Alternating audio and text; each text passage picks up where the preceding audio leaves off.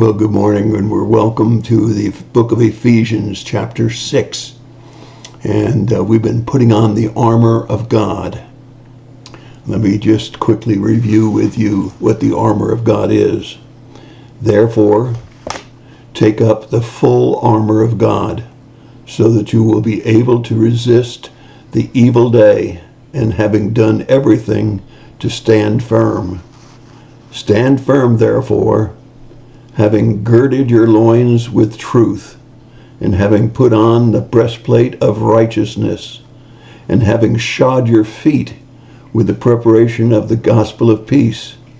In addition to all, taking up the shield of faith, with which you will be able to extinguish all of the flaming arrows of the evil one.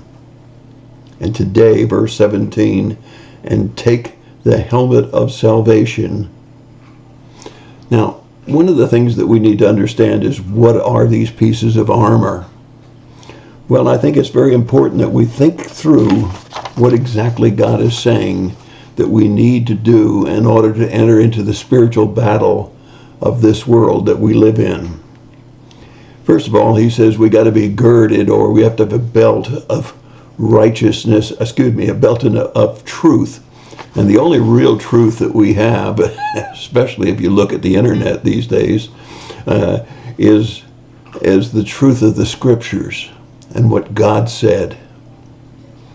The second thing that we do is we put on the breastplate of righteousness, not our own righteousness, it's like filthy rags, but Christ's righteousness.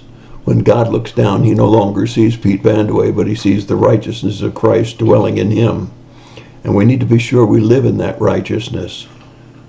And then we need to have our feet shod for the preparation of the peace of the gospel.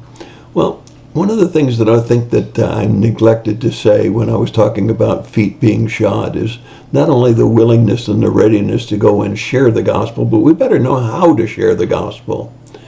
I'm afraid that most Christians today have been exposed to ways of sharing the gospel, but they've never gone out and done it.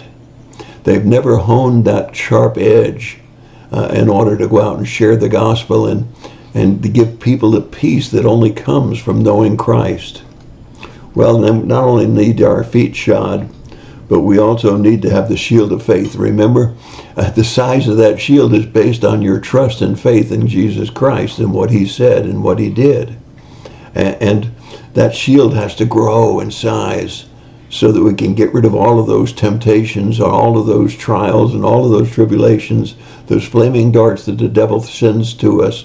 We need to be sure that it's not just coaster size, but it's a shield that will cover from head to toe.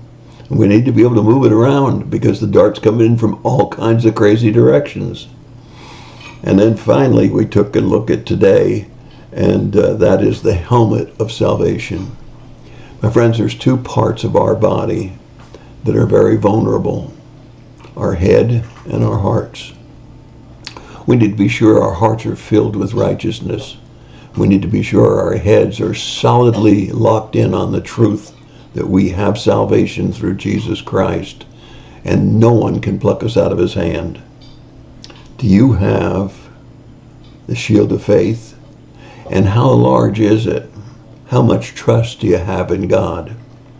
Do you have your feet shod? Are you prepared a way to share the gospel, and are you ready to go and share it wherever he sends you? How about the helmet of salvation? Are you really sure today? Do you have an absolute faith in the fact that through Jesus Christ's death on the cross, that you've invited him in not only to be the salvation of your life, but the Lord of your life?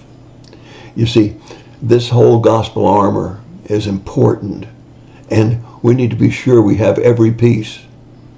You need to be sure that every part of your body is protected against the temptations, the trials, and the tribulations of life, both head and heart, and being able to move a shield around to take care of those flaming darts that come at you every day from every direction. And that's my thought for the day. God bless you and have a great day.